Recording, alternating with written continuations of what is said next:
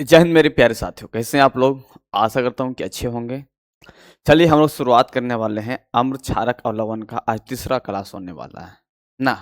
चलिए आप सभी लोग तैयार हो जाइए, देखते हैं हम लोग कहाँ तक चले थे।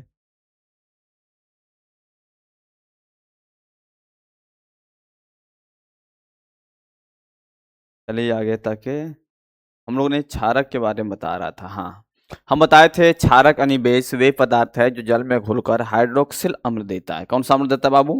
हाइड्रोक्सिल अम्ल देता है जल में घुलकर, उसे हम लोग क्षारक कहते हैं।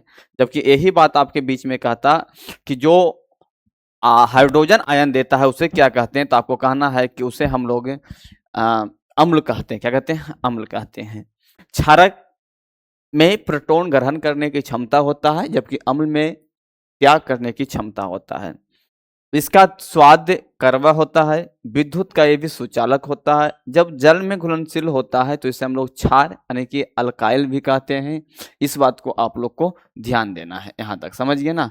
अब कुछ महत्वपूर्ण बातों हैं जिसे हम लोग देखने का प्रयास करते हैं। चलिए बाबू, अगला पॉइंट में जरा हम लोग ध्यान देते हैं। जिससे अगर कहेगा कि क्षारक को स्पर्श करने पर, क्या क्षारक को स्पर्श करने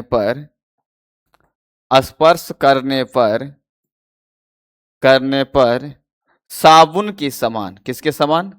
साबुन के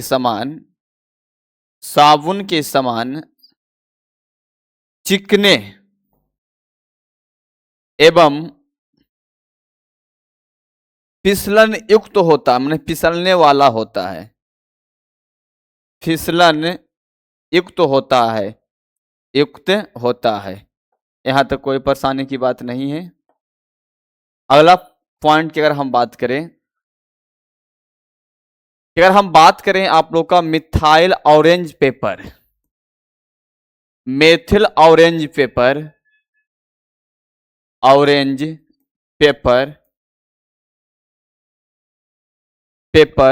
क्षारक में पीला रंग देत होता है। क्षारक में इसकी रंग कैसी होती है? पीला रंग की होती है। अगर कहेगा मिथाइल ऑरेंज पेपर का क्षारक में रंग कैसा होता है, तो आपको कहना है इसका रंग क्या होता है बाबू? पीला रंग का होता है।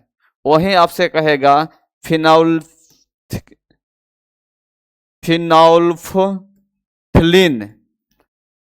इसका क्षारक में रंग कैसा होता है? तो क्षार में इसका रंग कैसा होता है?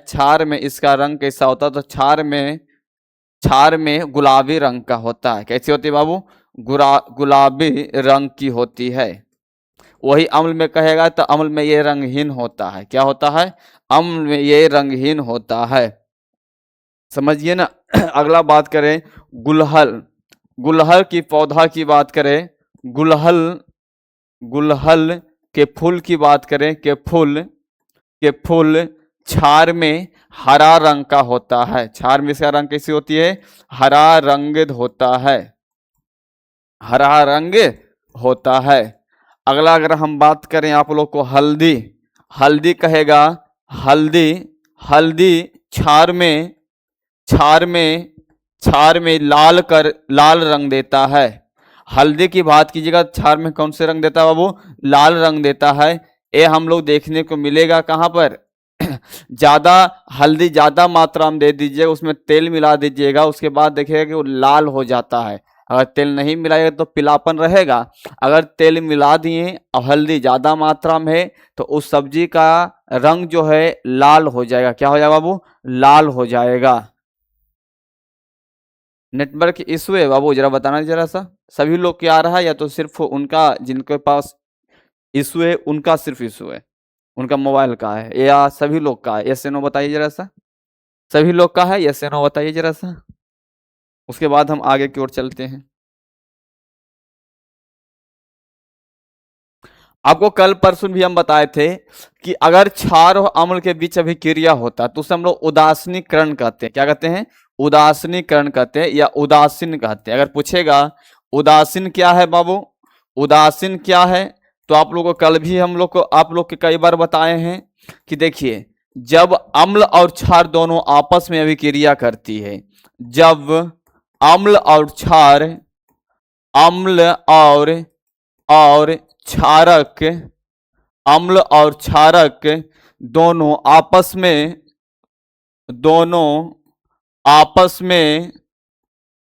आपस में अभिक्रिया करती है,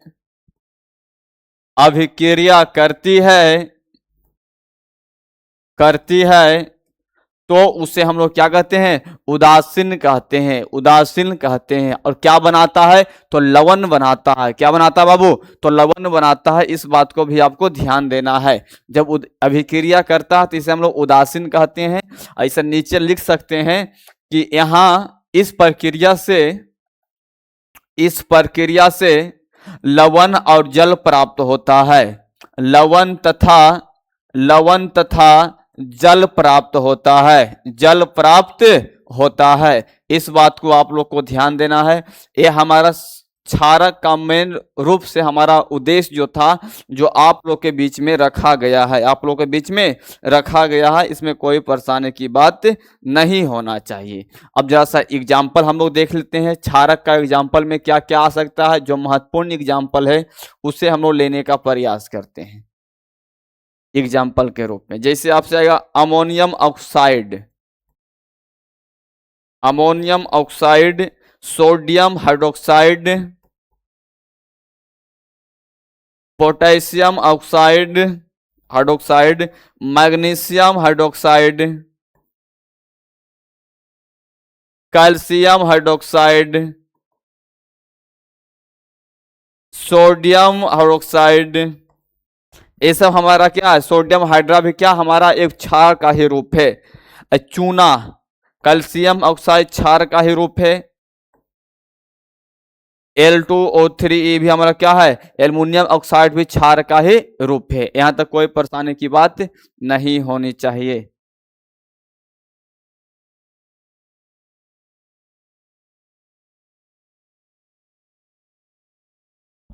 चलिए, इशू नहीं है।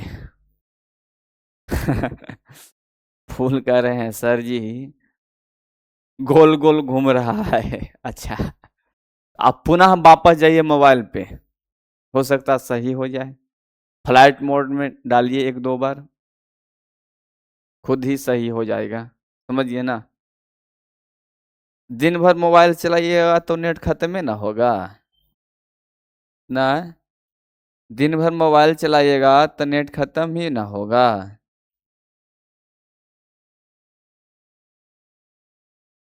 चलिए, यहाँ तक कोई परेशानी की बात नहीं। अब क्षारक का हम लोग क्या करते हैं, वर्गीकरण करते हैं। सबसे पहले क्षारक का वर्गीकरण में हम लोग करते हैं क्या बाबू, कि जलीय विलयन में, जलीय विलयन के आधार पर, जलीय विलयन के आधार पर, विलयन के आधार पे क्षारक का भाग, विलयन के आधार पर वेश के प्रकार। अब आप लोग ध्यान से सुनिएगा कि हमने आपको जलीय विलयन के आधार पे बता रहे हैं, तो इसमें एक प्रबल क्षारक होगा, एक दुर्बल क्षारक होगा। यानी कहने की मतलब यह है कि जलीय विलयन के आधार पर बेस के प्रकार हम निकालेंगे। तो सिंपल से बात तुम आप लोग ध्यान दीजिए, इसमें क्या होता है कि जब हम जलीय विलयन में क्षारक को डालेंगे तो इसमें OH माइनस यानी हाइड्रो ऑक्साइड आयन का क्या होगा, त्याग करेगा, या फिर प्रोटॉन का ग्रहण करेगा।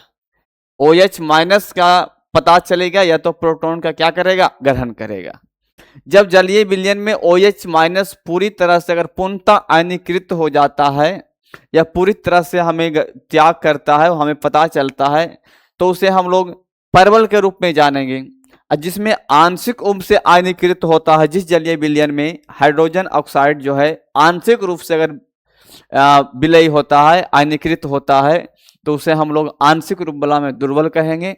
और OH माइनस जो मतलब कि पूर्णतः आयनीकृत हो जाती है, उसे हम लोग परवर क्षारक के नाम से जानते हैं। समझ गए ना, परवर क्षारक के नाम से जानते हैं। यहां तक कोई परेशानी की बातें नहीं होनी चाहिए। चलिए हम लोग देखते हैं बाबू, किस आधार पे हम लोग 2 भाग में रखेंगे। तो क्षारक में उत्पन्न क्या, यानी जलीय विलयन में उत्पन्न, जलीय विलयन में उत्पन्न OH माइनस के आधार पे, OH माइनस के आधार पे दो भाग में रखते हैं, दो भाग में रखते हैं, दो भाग में रखते हैं। नाम बताइए दोनों का, नाम बताइए दोनों का बाबू। एक को हमने अभी क्या कहा था, स्ट्रॉन्ग बेस, स्ट्रॉन्ग बेस,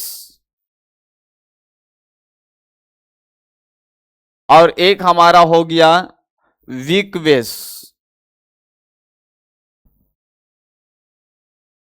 ना, स्ट्रॉन्ग बेस और एक हमारा हो गया वीक बेस। तो सबसे पहले हम लोग चलते हैं स्ट्रॉन्ग बेस यानी कि परवल क्षार, स्ट्रॉन्ग बेस यानी कि परवल क्षार।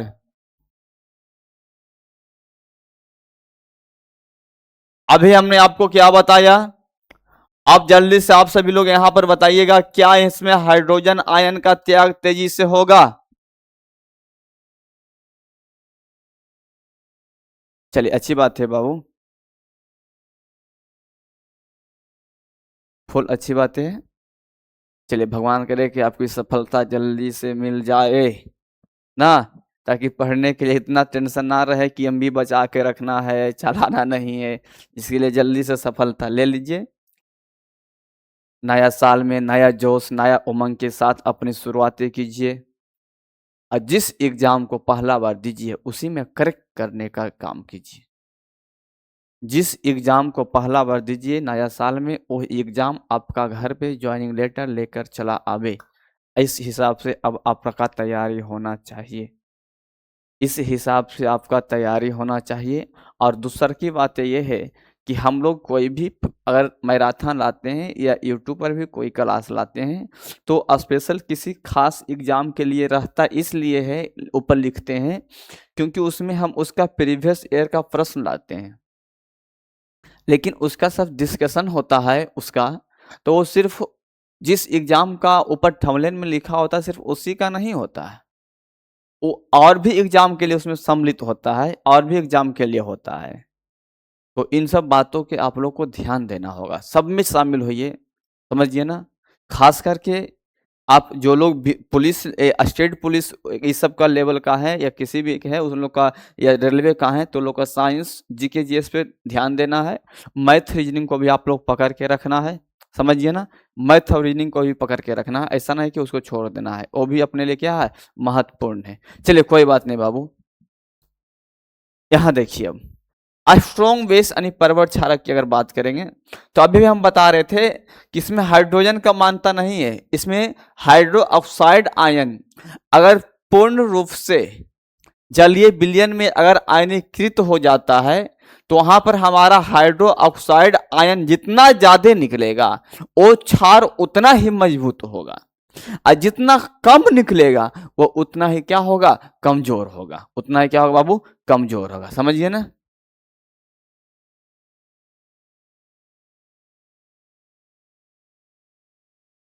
चलिए अगला प्रश्न की ओर चल देखते हैं, परवल अम्ल की क्या बात करते हैं। लिखते हैं बाबू, आप लोग इस साथ में लिखिएगा कि वे क्षारक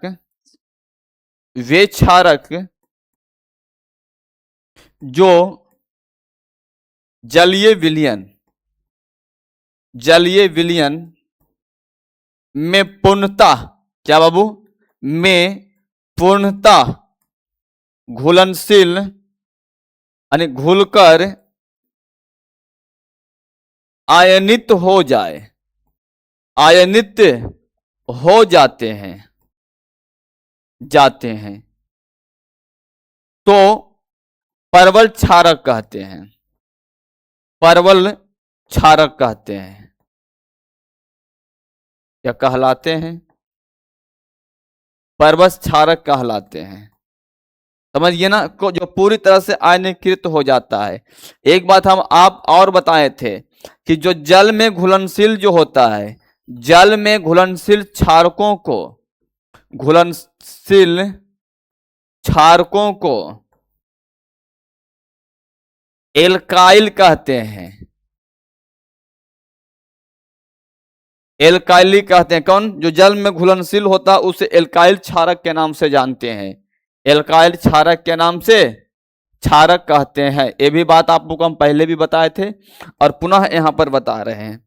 अगला पॉइंट क्या बचा है कि इसमें अधिक मात्रा में, इसमें अधिक मात्रा में, अधिक मात्रा में क्या निकलते बाबू, OH माइनस, OH माइनस, अर्थात hydroxyl, hydroxyl ion, hydroxyl ion,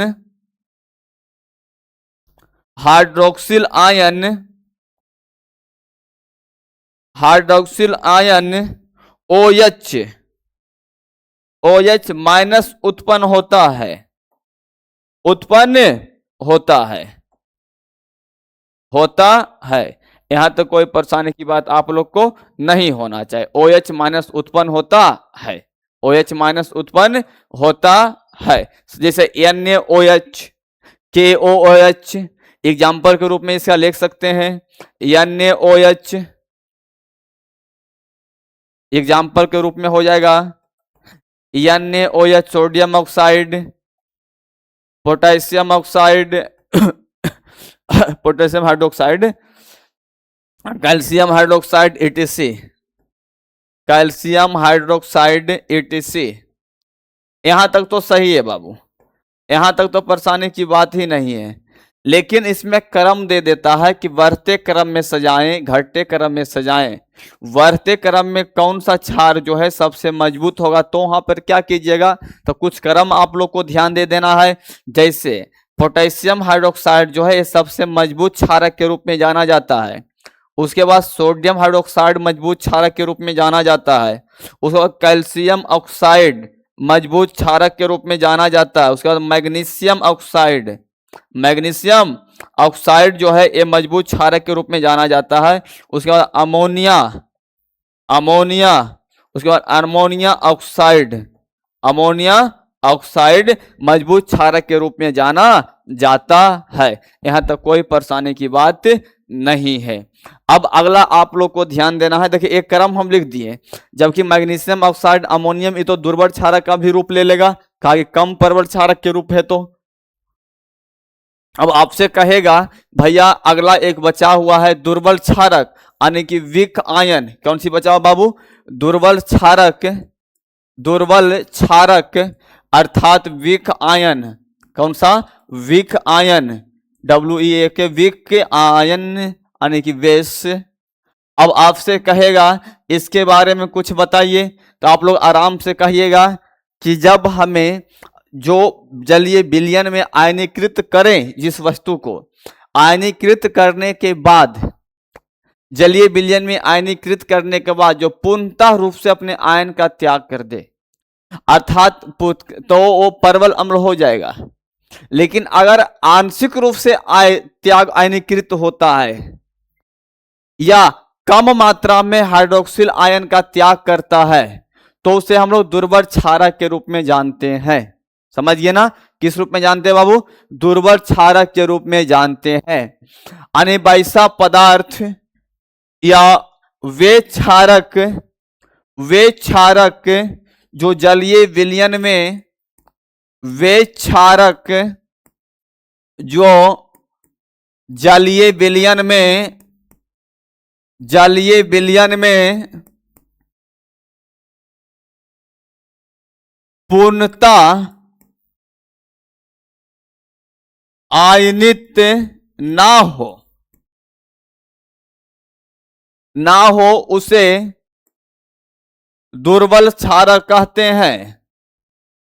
दुर्बल क्षारक कहते हैं, कहते हैं।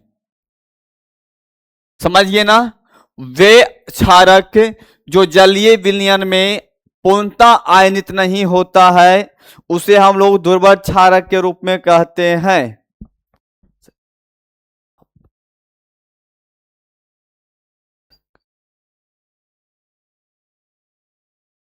अंकिता सर, अब आप अटक रहे हो, यानी आपका भी क्या हो गया, नेट, आपका भी नेटवर्क इशू चला आया और हमको बीच रास्ते में ही अटका देते हैं सभी लोग।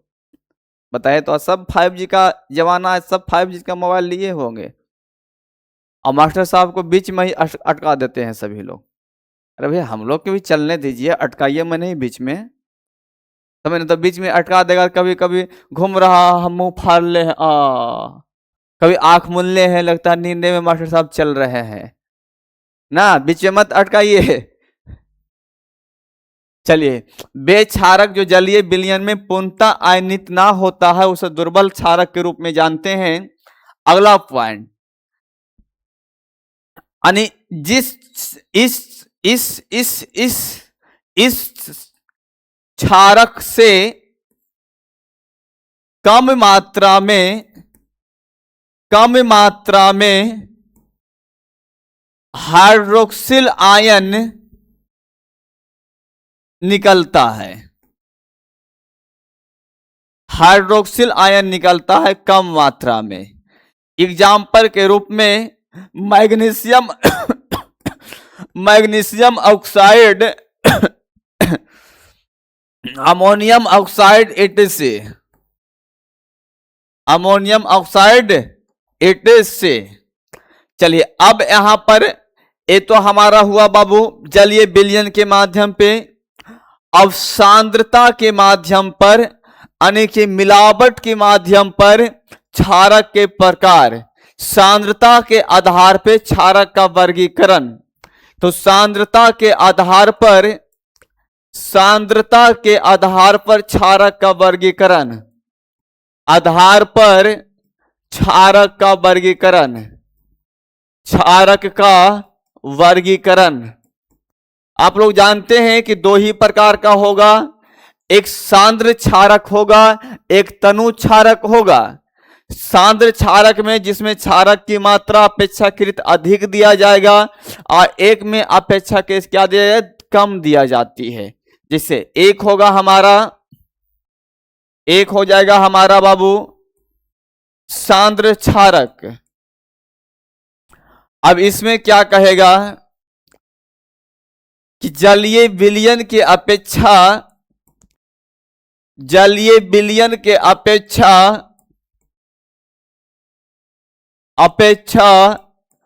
क्षारक की मात्रा अधिक होता है। क्षारक की मात्रा क्या होती है, अधिक होता है, समझिए ना। तो जैसे मान लीजिए सोडियम ऑक्साइड लिखना एग्जाम्पल के रूप में, तो खाली लिख देगा सांद्र सोडियम ऑक्साइड, सोडियम हाइड्रोक्साइड। तो इसका मतलब हो गया कि जो हम NaOH लिख रहे हैं ये सांद्र रूप में लिख रहे हैं, तो इसमें ज्यादा इसका मात्रा होगा उस विलयन में, तो सांद्र पहले ही लगा दिए हैं ना। अगर हम तनूर लगा दें,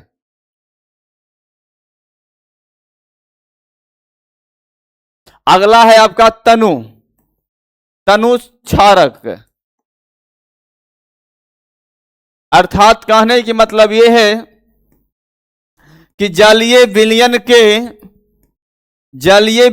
के अपेक्षा क्षारक की मात्रा, किसकी बाबू, क्षारक की मात्रा कम हो, क्षारक की मात्रा क्या हो, कम होता है, तो उसे तनु क्षारक कहते हैं। अब इसको कैसे निकालेंगे, तो कुछ नहीं करना है बाबू, सिर्फ भैया OH की मात्रा अगर हम कम कर देंगे तो तनु हो जाएगा। इसका मतलब है कि यहां पर लिख सकते हैं ना, तनु सोडियम ऑक्साइड, तनु सोडियम हाइड्रोक्साइड, सोडियम यानी हाइड्रोक्साइड आराम से आप लोग यहां पर लिख सकते हैं। तो यही था हमारा तनु और क्षार के रूप में हो गया, कोई परेशानी की बात यहां पे नहीं है, यही हमारा तनु और क्षार के रूप में हो गया।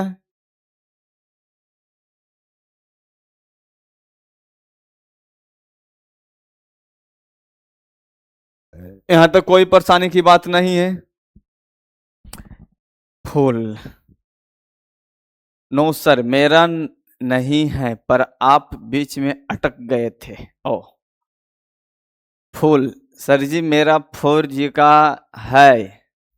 निशा मेरा भी 4G का है। सब झूठ बोल रहा है। कोई भी व्यक्ति सही नहीं बोलेगा।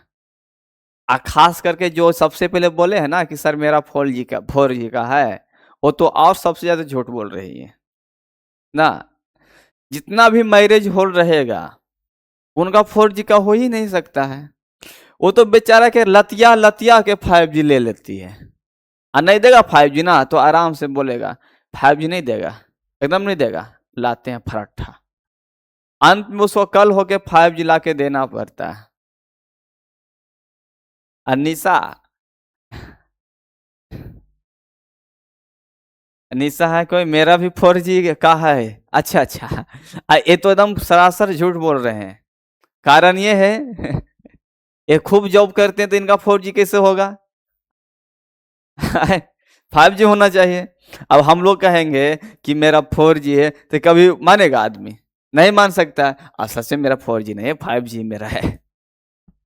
सच में सर जी? अच्छा कोई बात नहीं बाबू, चलिए तो इतना हो गया। चलिए बीच बीच में हम लोग का हास्य मजाक भी होना चाहिए ना। चलिए हो गया। अब हम लोग आगे की ओर चलते हैं।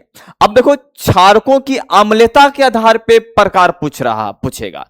तो क्षारकों के अम्लता के आधार पर प्रकार पूछेगा तो ये हमारा 3 प्रकार का होता है। इसमें प्रकार कैसे निकालेंगे? जैसे यहां से हमारा हाइड्रोक्सिल आयन का त्याग होता है और अम्ल से हमारा क्या होता है बाबू? हाइड्रोजन आयन का त्याग होता है। जब एक हाइड्रोक्सिल आयन और एक हाइड्रोजन आयन के बीच में संबंध बनाता है तो इसे हम एकल अम्लीय क्षारक कहते हैं। जब 2 हाइड्रोक्सिल आयन और दो हाइड्रोजन आयन के बीच में जब संबंध बनाता है उसे द्विकल अम्लीयता क्षारक कहते हैं। जब 3 बनाता है तो उसे हम तिर्यक अम्लीयता क्षारक के नाम से जानते हैं। समझिए, एक OH माइनस और एक H+ के बीच में जब संबंध बनाएगा, संयोजन बनाएगा, तो इसका मतलब है कि वो एकल अम्लता क्षारक है। जब 2 से बनाएगा तो द्वि हो जाएगा, 3 से बनाएगा तो तिर्यक हो जाएगा। यस या नो? सत्यजीत भाई कोल, गुड इवनिंग बाबू। चलिए आगे हम लोग चलते हैं। क्या बात है बाबू कि क्षारकों के अम्लता के आधार पर वर्गीकरण, ध्यान दीजिएगा। क्षारकों के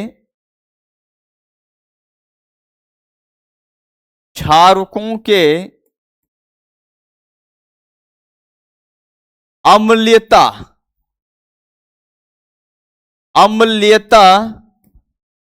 के आधार पर वर्गीकरण,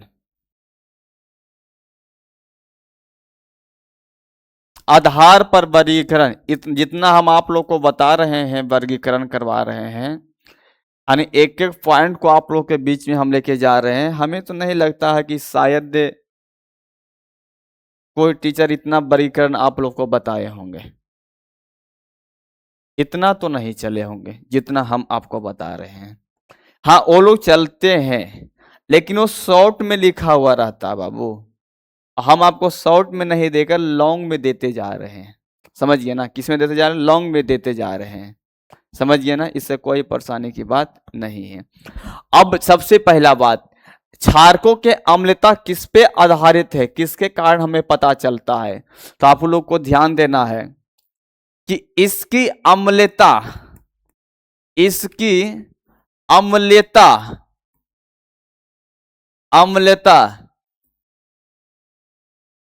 इसमें उपस्थित OH माइनस और H+ के आधार पर या के संख्या पर उपस्थित OH माइनस और H+ के संख्या पर निर्धारित किया जाता है।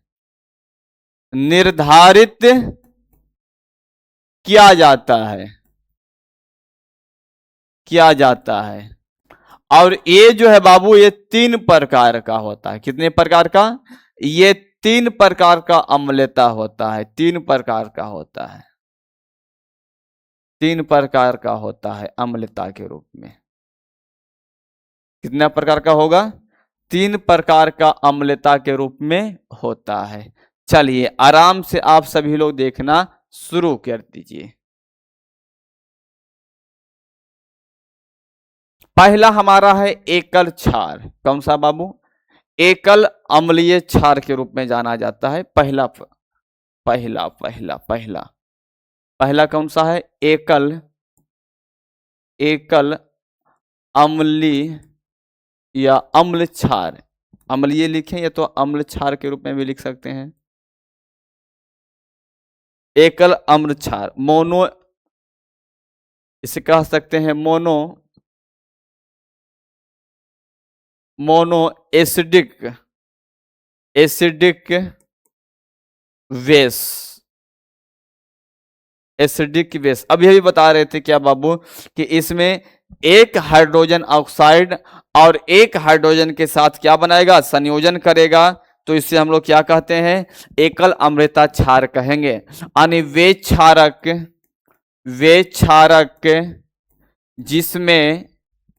जिसमें एक हाइड्रो ऑक्साइड यानी OH माइनस उपस्थित होता है, उपस्थित होता है तथा एक हाइड्रोजन आयन के साथ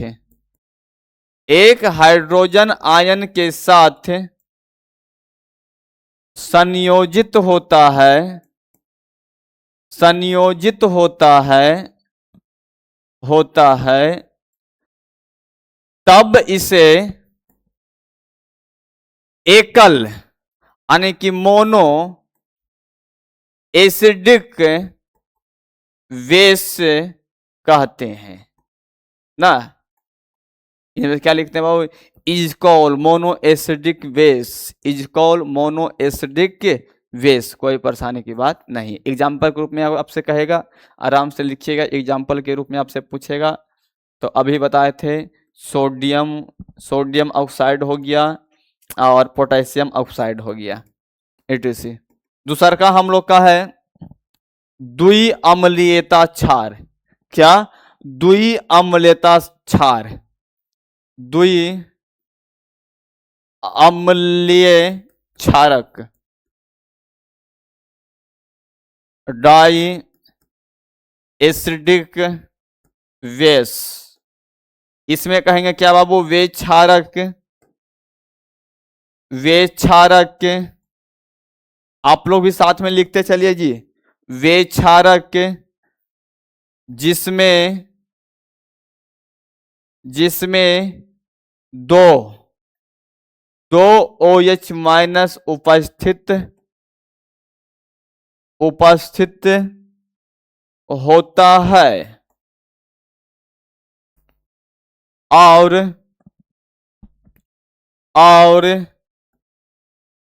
दो H प्लस के साथ संयोजित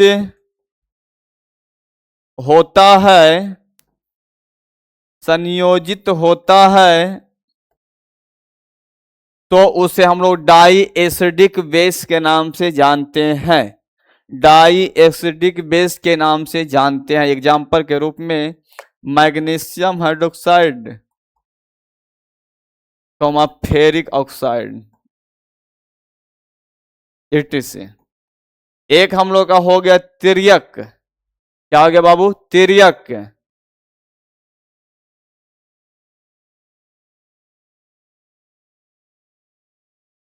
3 नंबर त्रिअम्लीय क्षारक। त्रिअम्लीय क्षारक, त्रिएसिडिक बेस। इसमें क्या कह सकते हैं? बस कुछ नहीं तो वे क्षारक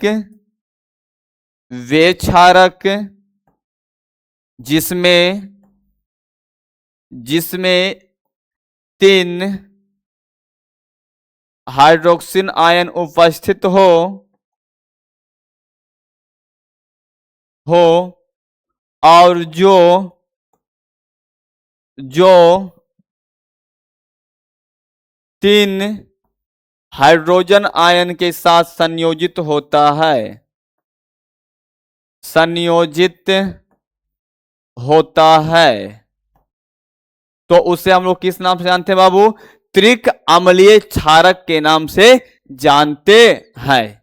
एग्जाम्पल के रूप में कहेगा तो अल्मोनियम AlOH3, AlOH3, AlOH3।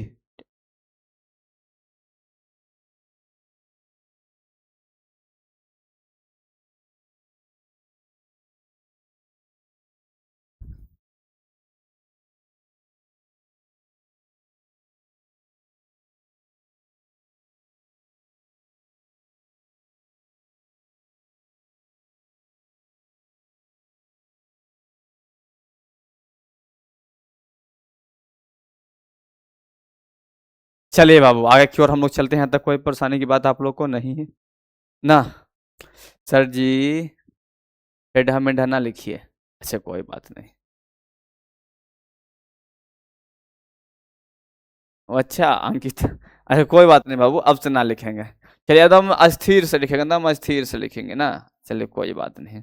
यहाँ तक तो कोई परेशानी नहीं ना? ये बताइए पहले, यहाँ तक तो आपको किसी भी प्रकार का कोई परेशानी नहीं ना है? अब है तो आप बताइए। यहाँ तक आपको ऐसी तो कोई परेशानी नहीं होना चाहिए। और किन्हीं को है तो बताइए, किन्हीं को और कोई परेशानी है तो बताइएगा। इसमें भी हम तीन प्रकार की आप लोग के लाएंगे। एक धातु के साथ हम लोग अभिक्रिया करवाएंगे, एक जलीय विलयन के साथ हम लोग अभिक्रिया करवाएंगे, एक आधात्मिक ऑक्साइड के साथ हम लोग अभिक्रिया करवाएंगे, एक हम लोग अम्ल के साथ अभिक्रिया करवाएंगे। तो वहां पे जब हम लोग धातु के साथ अम्ल करा रहे थे तो हमें लवण प्लस हाइड्रोजन निकलता है। जब क्षारक को भी अगर हम लोग धातु के साथ अभिक्रिया करवाएंगे तो यहां भी हम लोग का लवण के साथ हाइड्रोजन गैसीय निर्माण होता है। इन बात को ध्यान दीजिएगा, दोनों सेम है, दोनों क्या है? सेम है।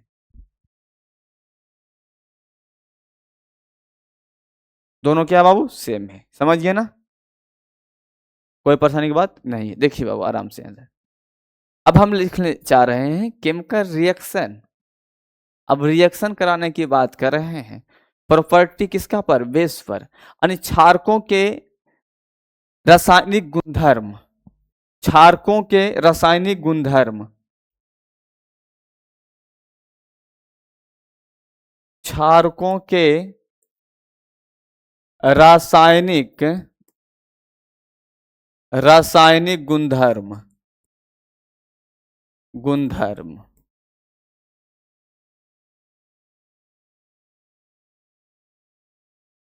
Chemical property of base, chemical property of base.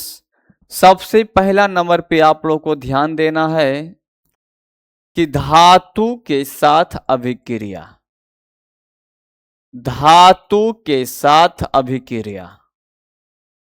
आप लोग में कितने लोग हमें ये बता सकते हैं कि धातु के साथ, यहां तो क्षारक का हमने अभिक्रिया करवाने की बात किए हैं, अगर हम धातु के साथ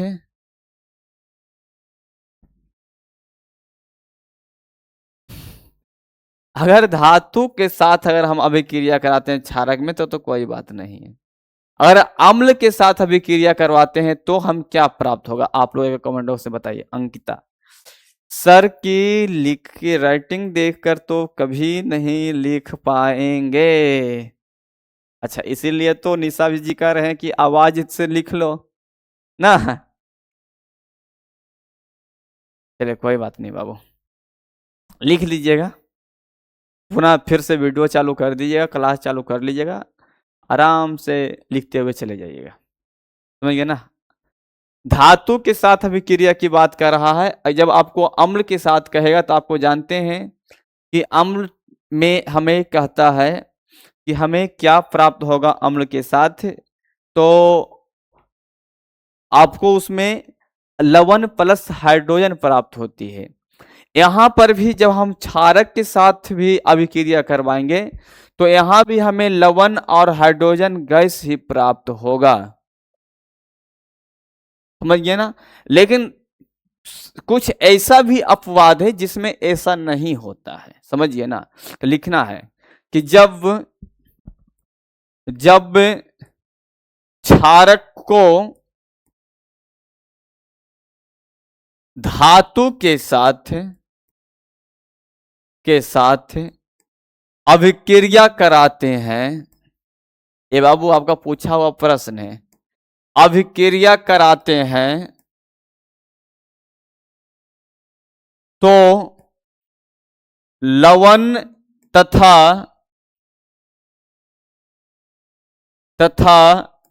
हाइड्रोजन गैस प्राप्त होता है, हाइड्रोजन गैस प्राप्त होता है, समझिए ना। जब हम लोग धातु के साथ अभिक्रिया कराते हैं तो हमें लवण और हाइड्रोजन गैस प्राप्त होता है, लेकिन यहाँ पर हम लोग अपवाद में ध्यान देना है कि सभी क्षारक के साथ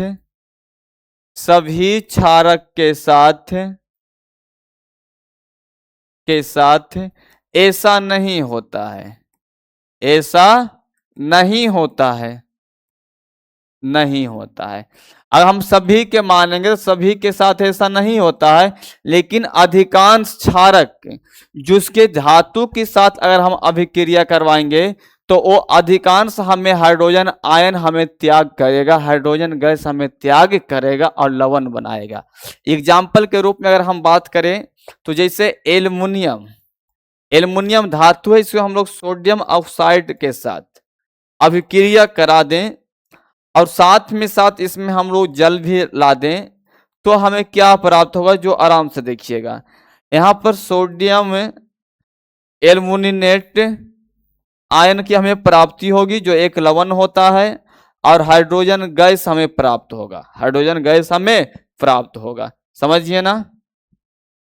इसको हम लोग संतुलन कर लेते हैं बाबू। ये धातु है, ये हमारा क्षारक है, ये जल है, 2 और 3 अब सेम हो गया होगा।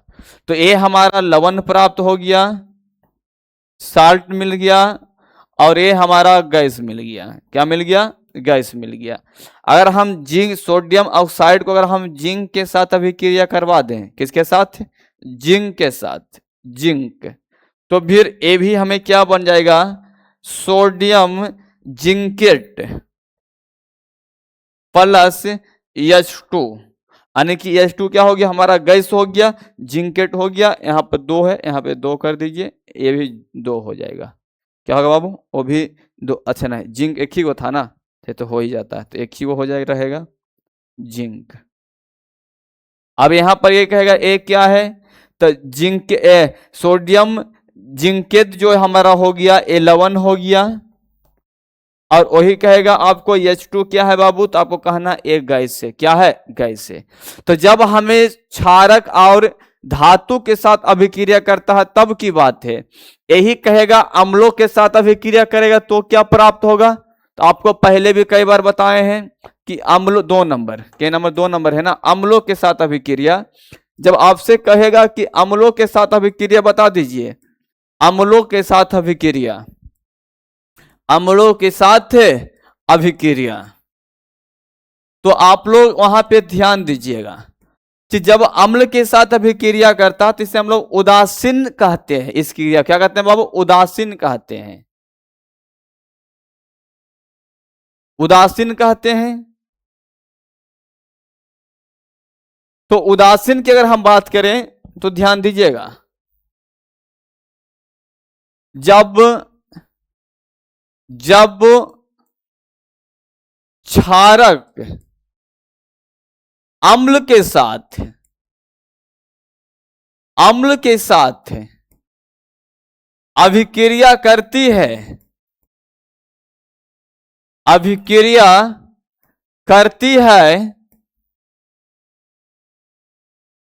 तो इस प्रक्रिया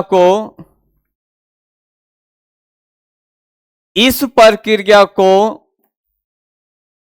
उदासीन कहते हैं, उदासीन कहते हैं। सबसे पहला बात तो आप लोग को ये ध्यान देना है कि लवण और क्षारक आपस में अभिक्रिया करती है तो इसे हम लोग उदासीन कहते हैं या उदासीनीकरण अभिक्रिया कहते हैं। उदासीन को ही क्या कहते हैं? उदासीनीकरण अभिक्रिया कहते हैं। लिख देते हैं अगला, अगर ए नहीं तो ओ लिखा हुआ मिलेगा। इसे उदासीनीकरण अभिक्रिया भी कहते हैं। उदासीनीकरण अभिक्रिया भी कहते हैं। कोई परेशानी की बात नहीं है। अब कह रहा क्या बाबू कि एक अम्ल क्षारक होना चाहिए, तो जैसे मान लिए OH क्षारक है और एक अम्ल होना चाहिए। एक क्या हो गया? ये हमारा अम्ल हो गया HCl।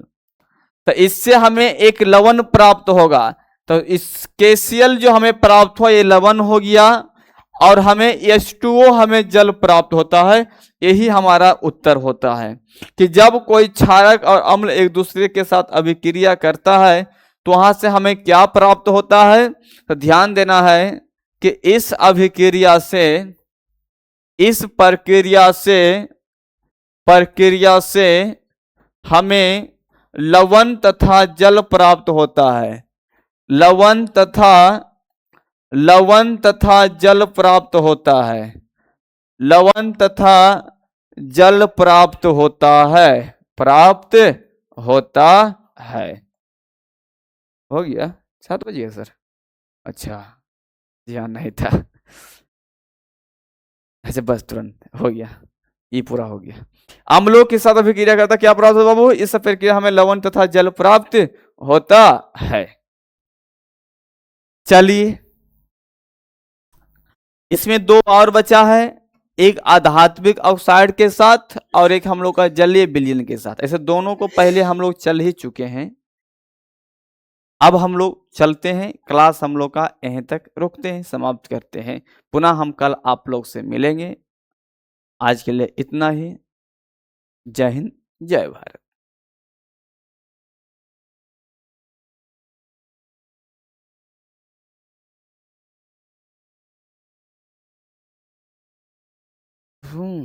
एक मिनट, खत्म नहीं,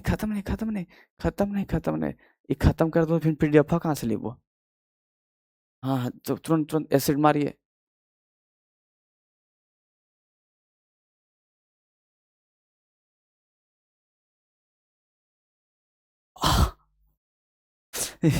अच्छा एसिड एक को लिखाए है, तीसरा के क्लास का लिखा है।